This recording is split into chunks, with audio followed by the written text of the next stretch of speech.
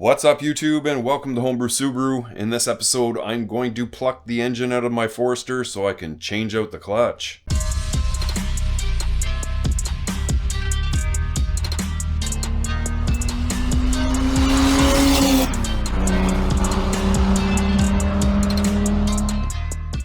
Now the clutch that did go into this thing is a mixed match of performance parts that I've had kind of over the years. It was a lightened flywheel and pressure plate from Clutch Masters that was in my old Impreza Outback Sport. Then I ended up matching them up with a 6-puck disc that I bought off of Rock Auto, I think. And I just kind of put that all together and slapped it in here, hoping to get the best out of it. And it's lasted till this point. I've abused it really bad. Because it shudders so heavily that, the flywheel and pressure plate are just warped. Going up against that 6-puck disc, it just shudders really heavily, and it shakes the fork so hard that it literally just punches out slave cylinders. And I think this is the third one that I put in. Dumping the clutch and going uphill and off-road and Telco Pass and whatnot, it's not going to be able to do anything like that the way that I have been. So I might have to be a little lighter on the clutch doing off-road stuff in the future. But for daily use, I need something that's a lot lighter and something that's going to last a lot longer. So the way that I'm going to go about this is I am going to pull the engine. I'm 47 years old. I don't feel like rolling around on the floor like a pig in shit. I am going to hook up my crane and pluck this up through the top, and then I can clean up whatever I need to and just install the clutch onto the back of it. But I'm going to mainly go underneath and let the motor mounts go, let the exhaust down, and drain the coolant. Think about draining the oil, and then we can go from there. Just a quick look from underneath. I've got the mounts undone. I've got the header undone. Yes, this does have an unequal length header from my old car on the Forester. Oil drained out. I'm just going to set up to drain the coolant. Kind of wanted to show you how dry everything is under here. No leaks really whatsoever. Just some residue coming out of some spots, even though maybe the rack has a little bit of residue coming out of it there. But yeah, just after 2 years and going on 20,000 kilometers, stayed nice and dry. So I'm just like working away listening to music, and in the music I started to hear the DoorDash chime, and I'm like, is that actually DoorDash? So I couldn't check my phone, and it's a flash offer, and they push out these flash offers once in a while. They're when you're off shift, but they'll offer you like $16, $17, $18 to go do something. So this one was for $17. I realized it was just a few items over at the grocery store, so I'm like, well, I'll head out and do it because, it'll start my day off for later on tonight. And then while I'm out there, I got a $5 offer to go get some McDonald's, which was on the route to drop off the groceries. As I'm coming back through to come back home, I get another offer at the grocery store for another $14. So I ended up making like $37 in an hour coming back home, and I'll just plug away at this for a little bit. I think what I'm going to do is kind of hold off till tomorrow morning to actually hook up the crane and pull it out. The engine is ready to come out of there. I've got all the bell housing bolts and the two nuts off the bottom. The heater hoses are disconnected. And these are only 2-year-old hoses, but man, are they ever put up a fight. Ready to put the strap on and put the crane to it to pull it out of there. But I'm going to leave that for tomorrow. It gives me a couple hours to rest before heading out tonight to try and make some more cash for the day. And then I can come out here fresh in the morning, get this thing out, and we can have a good look at how tortured this clutch actually is.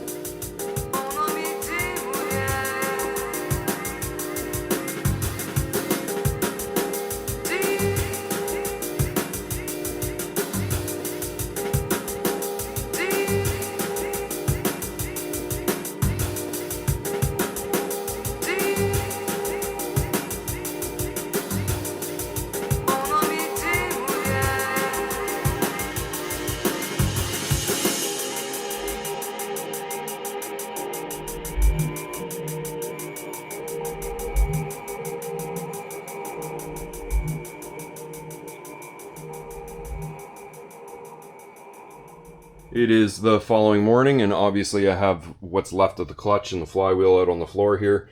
At first glimpse, what kind of surprised me was the pilot bearing kind of being sitting in there loose, but I think it might have popped out of place when I was getting things separated, and just the input shaft kind of knocked it free, because when I sit it back in there, I would actually need a hammer to put it back in. The flywheel itself, this is the old aluminum flywheel from the Turbo Impreza build from many years ago. I'm pretty sure it's probably partially warped at this point. It is, you know, aluminum with the steel insert in it. You can actually unbolt these and probably machine them and reuse them, but there's no way I'm going to end up doing that. Now the pressure plate is the same one that's been matched up with the flywheel this whole entire time. This is an old Clutch Masters pressure plate. It is warped like a brake rotor. Like, you can feel the ripple going across the surface of it. It actually has a ridge built on the end of it, but it's not broken and it was still working, so that's why it lasted this long. It was a heavy duty setup, and you know, obviously I'm not going to be using that again. Now the clutch disc, this was something I bought off Rock Auto, I'm pretty sure, for 150. It's something that I actually bought initially to put back into my Turbo Impreza, but because I ended up putting that engine into the WRX, I needed a pull style clutch. Figured, well, I'll use all this push style clutch stuff for the Forester, and it's lasted this long. But on the back side of it, I mean, it still does actually have some color in the pucks, some shine, but a lot of material has been chewed out of it in certain places.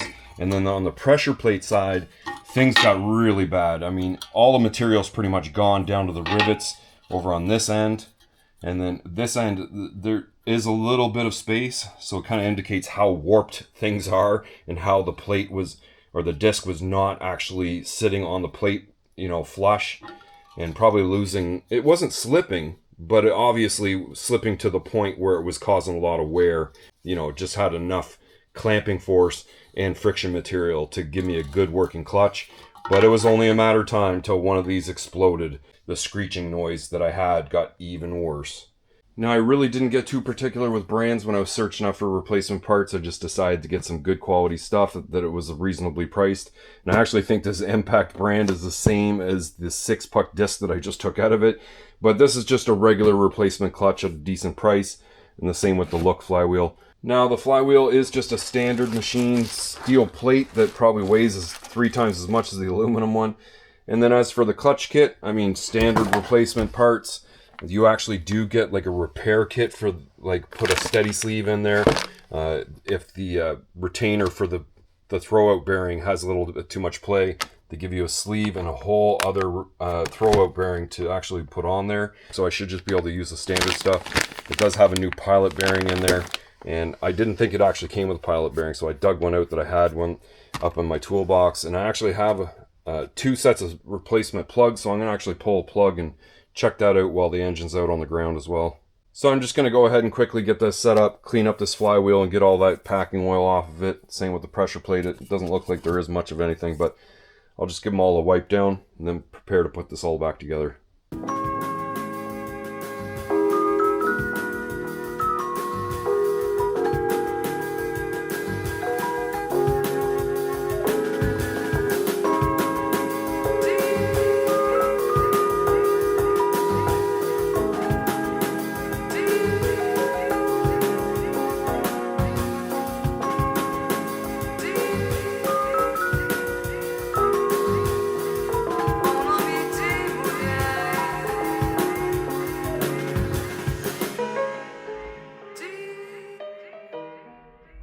The flywheel and pressure plate are all bolted in and torqued on. I went ahead and changed those spark plugs. We'll have a look at the old ones. I've got the gasket surfaces on the header cleaned up. I still need to do the ones on the actual heads. And then just having a look in here from when I did that repair to the body in here. I mean, there's no rust at all. It's amazing how this has lasted. And just doing all the treatment that I did. I mean, that was a giant hole. And I actually started to notice an issue with hot restarts. So when I would stop the Forester to make a delivery and jump back into it, it just seemed to be a little bit more hard starting than it should be. So this plug here is number 1, and it is definitely worn. But number 4 is gone. Like, the whole electrode is burned right out of it. The specification on these is 39 thou to 43, and this one hits at 60. Let's have a look at number 4. I bet you it's just going to go right off the chart. Oh, actually not too bad. It's about 64. Now these plugs are rated 50 to 80,000 kilometers. I'm guessing these ones have 20 to 25 on them. I'm pretty sure I'll replace them when I put the head gaskets in. I don't see why I wouldn't. They're only $5 a plug. And I did have 2 sets of these, so next year if I need to do another tune-up, I've got them in the toolbox, or if the Impreza needs them, I've got a set for it as well.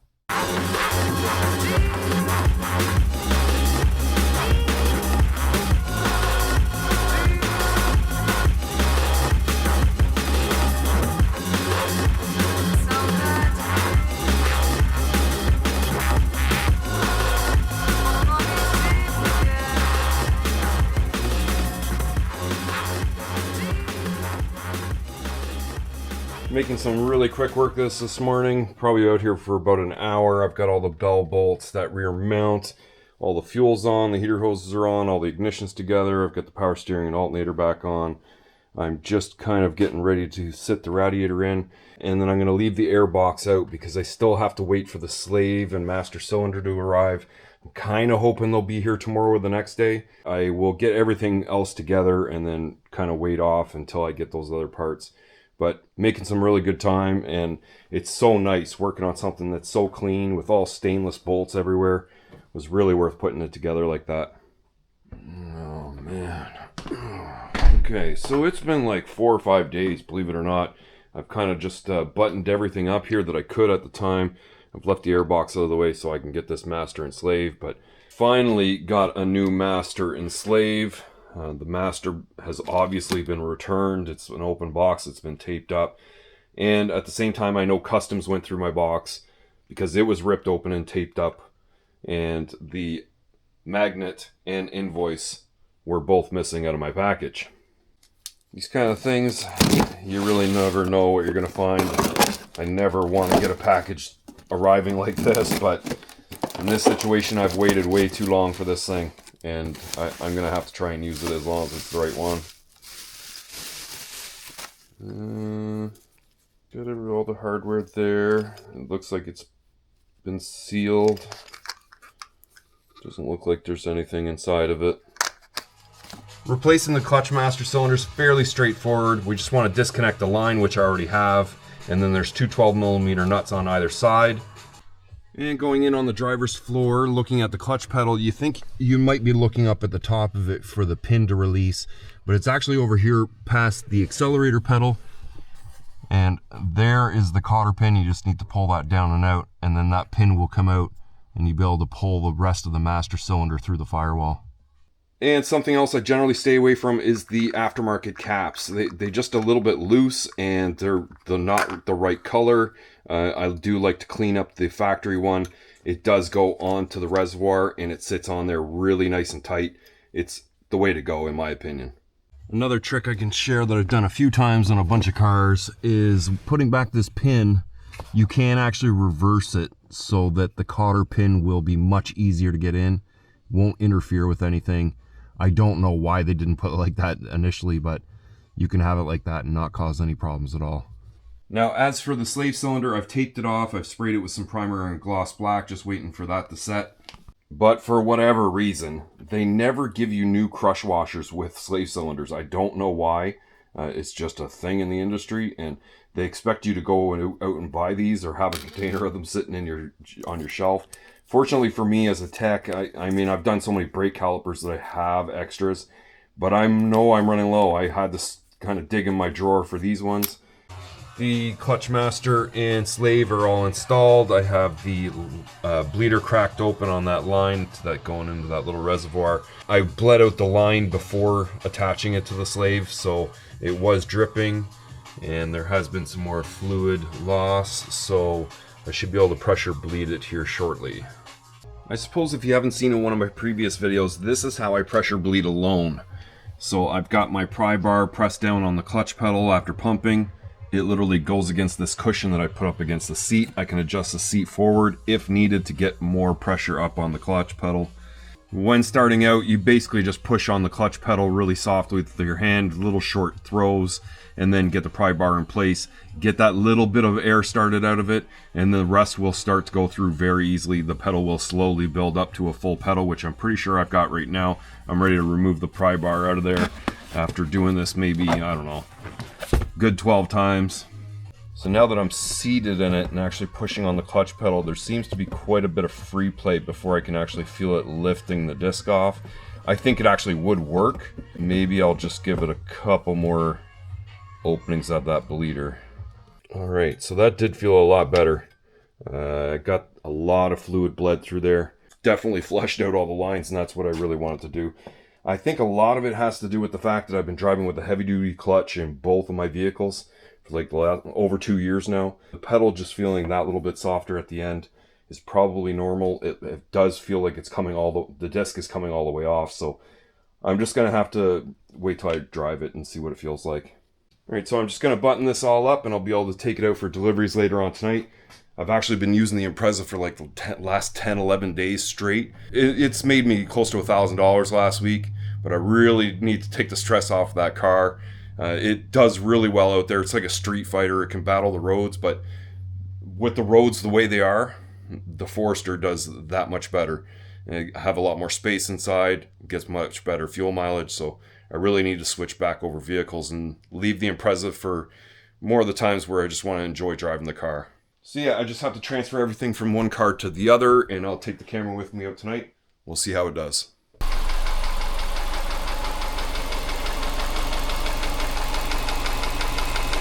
It's just piston slap, don't worry.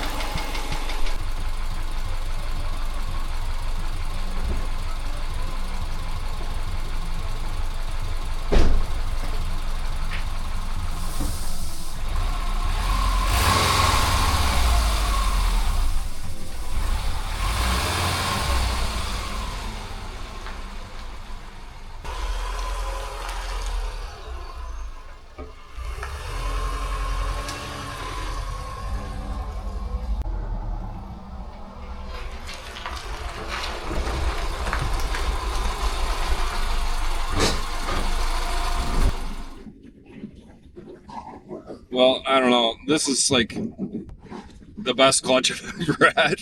It is so soft and easy to use. I'm just kind of blown away that I haven't had a clutch like this for so long, so many years. I guess what really happened is I just... Oh, that was a stop sign there, lady. Oh, fuck. Just like halfway out into the intersection. I guess what really happened was I just got so used to the way those clutches were. But I remember jumping into my buddy's Tacoma TRD Pro, and I was like, man, the clutch is just like butter in that thing. And I realized, like, no, it's just because it was good clutch and I had shit clutches, or at least one shit clutch. Just finished doing an order there, and I kind of pulled out onto the main street and smelt a little bit of the clutch. It's working really good, so I mean, it's just breaking in is all that's happening. I suppose a big benefit has been just, you know, putting in new spark plugs and changing the oil. Everything just seems to be running a whole lot smoother, along with the clutch. I mean, it just feels like a different vehicle almost. It feels like it jumped into something different. And I have been driving the Impreza for so long, it's, you know, a little bit more rowdy than this thing is. Yeah, it's kind of funny when you do a bunch of things to your vehicle and it just feels like a whole new vehicle, even though it's the same old pile of shit you've always had. I'm pretty sure I'm going to further improve the miles per gallon by, you know, putting in new spark plugs, changing the oil, and even changing the clutch, because, you know, I was constantly feathering the clutch and over revving the engine just to get the, you know, clutch to engage properly. And I'm absolutely sure I'm going to get a little bit of mileage back from all that. Would like to give an update further along if, you know, if something happens, but I don't expect anything will. But other stuff's gonna break, and we're just gonna end up fixing it. So if you like this video, make sure to like, share, subscribe, and I'll see you in the next one.